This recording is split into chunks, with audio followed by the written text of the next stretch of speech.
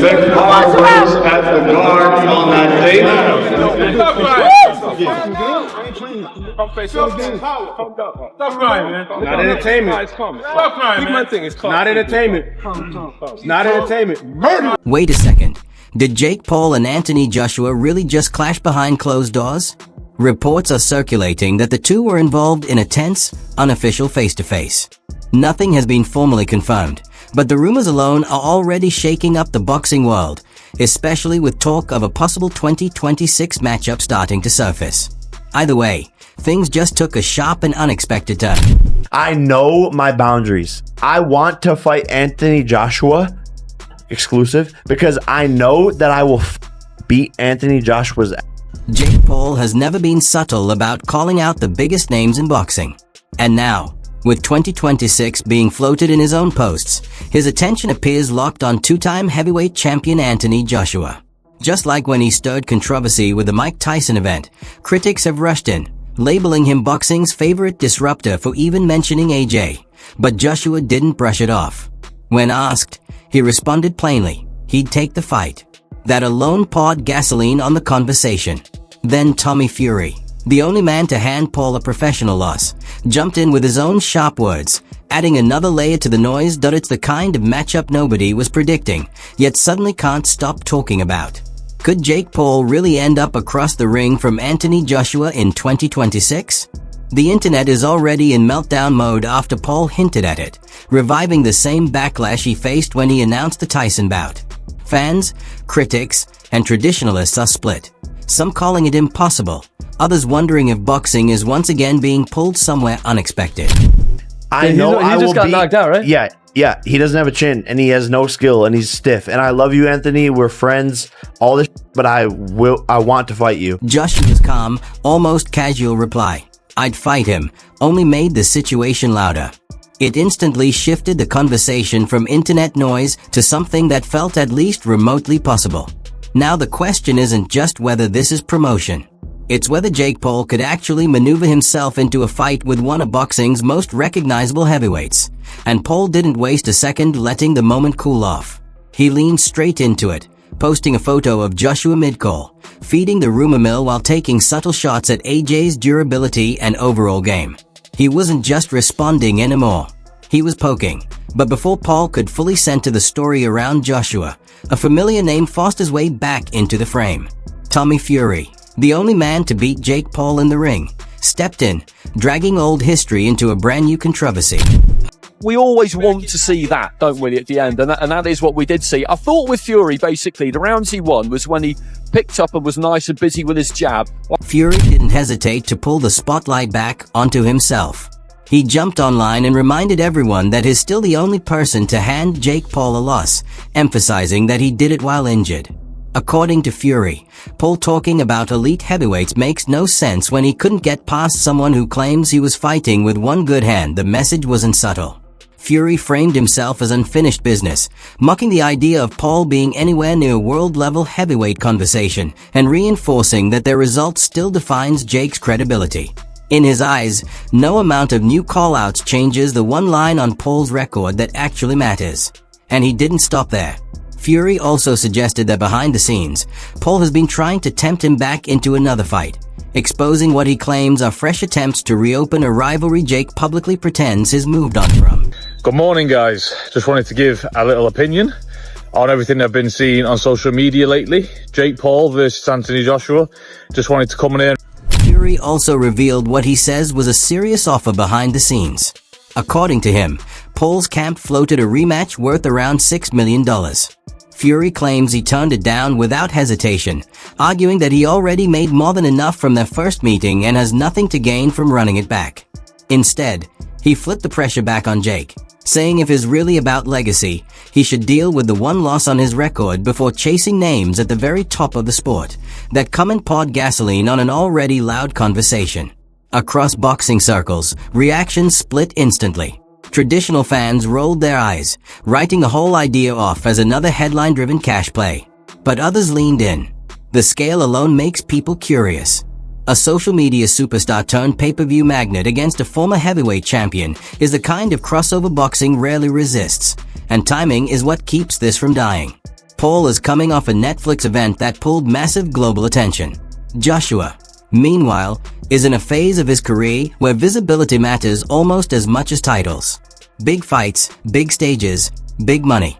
That overlap is where this rumor refuses to go away. Whether you support him or can't stand him, Jake Paul has built a career on one undeniable skill: converting outrage into attention, and attention into revenue. The Tyson event wasn't just noise. It was a business case study. Reports point to around 60 million viewers worldwide, a number that reframes every future conversation around him. Minute rounds, Tyson wanting to see more action. Wabota, Evander Holyfield, you get the gist. And everybody was saying That moment by itself showed that Paul isn't just participating in boxing, he's actively reshaping how the game is played. So when talk of a Jake Paul versus Anthony Joshua matchup surfaced, the real question became this: is it simply another smart promotional move, or does Paul truly believe he belongs in the ring with a top-tier heavyweight? If Paul's past tells us anything, it's that he understands how to manufacture intrigue. His boxing journey hasn't been random. Each opponent has been selected to slowly elevate his profile while keeping the public conversation buzzing. A 5-fight run that includes names like Nate Diaz, Mike Perry, and even Tyson reflects a gradual increase in difficulty. But mentioning Anthony Joshua pushes things into an entirely different category. This also wouldn't be the first time Paul has hinted at facing an elite, fully established star. At one point, he openly spoke about a possible clash with Canelo Alvarez, at least from his perspective. Yet just as those rumors began gaining traction, Canelo pivoted, choosing instead to align with Turki Al-Sheikh, the Saudi power broker behind many of today's biggest boxing spectacles. With that door closed, Paul was left scanning the landscape for another blockbuster option. And now, all signs point toward Anthony Joshua as the name at the top of that list. Everybody, that bum couldn't beat me when I basically had a broken hand. I had one hand and he still lost. Jake Paul, I'm still your daddy, and everybody weighing this fight up, don't bother, because he ain't worth a shilling. And the loss will always be there, Mr. Paul. Take it easy and have a... No surprise here. The boxing community is split right down the middle. On one end, you've got the traditionalists, the purists who can't stand the idea of a former YouTuber sharing a ring with a past heavyweight champion. To them, the notion of Jake Paul even mentioning Anthony Joshua's name is almost insulting. This is a fighter who has gone to war with champions and legends: Vladimir Klitschko, Andy Ruiz Jr., Alexander Usyk. In their eyes, Paul simply hasn't earned that kind of conversation. They point to his loss against Tommy Fury and argue that he still hasn't proven himself against true, elite-level boxers. But then there's the other camp. The fans who live for chaos. The ones who love an underdog story. They see Paul as a disruptor, someone who's already forced boxing to change in ways nobody predicted. If he somehow secured a fight with Joshua, it wouldn't just be another bout. It would be one of the biggest crossover spectacles sports has ever seen. And realistically, almost everyone would watch, even if it's just to find out whether Paul could possibly survive the moment. And hanging over all of this hype is one name that refuses to go away: Tommy Fury. He isn't just part of the debate.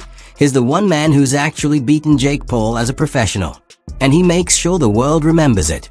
Back in February 2023, Fury edged Paul by split decision, delivering the first loss of Paul's boxing career and planting a permanent question mark over every big call-out that followed.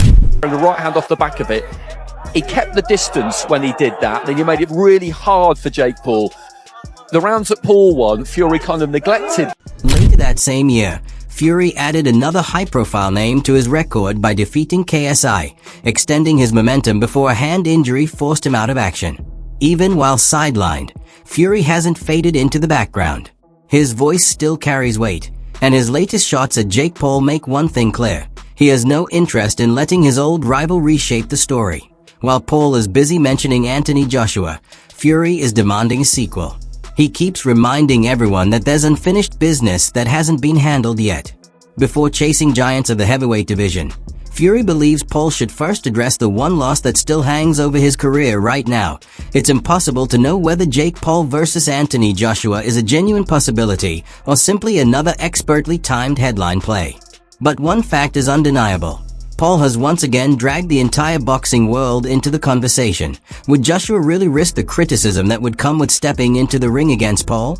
Could Jake Paul survive even a few meaningful moments with a true elite heavyweight? Or is this just another carefully engineered move designed to keep his name dominating the news cycle? Whether the fight ever materializes or not, the idea alone has already done its job. It's become a spectacle people can't stop discussing. Because if Jake Paul has mastered anything, it's this: challenging the limits of what fans think is realistic, or at the very least, what they are willing to pay attention to. His call-out of Anthony Joshua has split the audience. Some dismiss it as fantasy. Others, despite themselves, are drawn in by the possibility of something boxing has never quite seen before. And from a traditional boxing perspective, the skepticism makes sense. Joshua is a former two-time heavyweight champion, a fighter forged through years of battles with the division's elite and a holder of multiple world titles. Paul, by contrast, is still working his way up, building experience against a lineup of former MMA fighters and aging stars. The divide in background, seasoning, and raw physical reality remains enormous.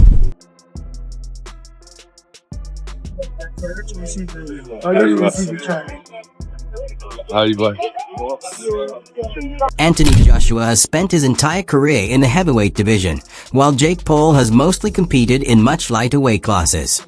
The idea of Paul stepping into the ring with a 6 feet 6 inches powerhouse like Joshua might seem almost absurd. And yet, Joshua hasn't completely ruled it out. His response? A simple, "I'd fight him." Short, direct, and just vague enough to keep the rumor mill spinning. But was he serious, or merely humoring the circus that seems to follow Paul wherever he goes? That's the real question. While Joshua might be entertaining the possibility, most of the boxing world remains skeptical. Critics argue that a Paul versus Joshua bout would likely be more about media spectacle than actual competition, a fight designed for viral moments, massive pay-per-view numbers, and social media buzz rather than true sporting merit. Even fans of underdog stories can't ignore the stark mismatch in experience, skill, and size. Then there's Tommy Fury, watching the entire saga unfold with barely concealed disbelief. After all, he's the one who handed Jake Paul his only professional loss. Fury has been outspoken in dismissing the hype around a Paul-Joshua fight, insisting that Paul should settle unfinished business with him first. Reports surfaced that Paul's camp offered Fury a $6 million payday for a rematch, but Fury turned it down, claiming he earned more from their first encounter. True or not, it's clear. Fury isn't buying into Paul's climb up the boxing ranks. So, is this fight a legitimate possibility, or just another headline-grabbing stunt? On one hand, Paul has a track record of defying expectations. People laughed when he first entered the boxing world, yet is now headlining pay-per-view events, facing recognizable fighters, and securing some of the biggest streaming deals in sports entertainment history. He's already squared off against names like Mike Tyson and Nate Diaz. So is it really unimaginable that he could land a fight with Joshua? On the other hand, boxing has rules, rankings, and a long tradition of fighters earning their way up. Skipping all of that to face Joshua would violate those norms, and many purists view it as a slight against the sport. Even if the fight happened, the difference in size, power, and experience would likely make it a dangerous mismatch.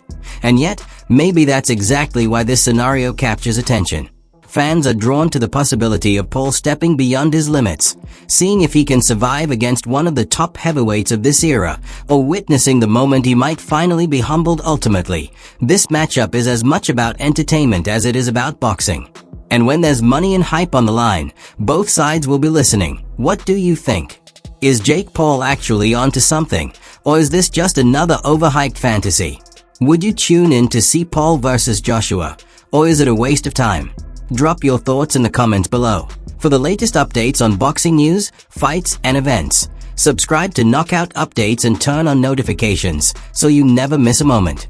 Check out our other videos, and until next time, peace out.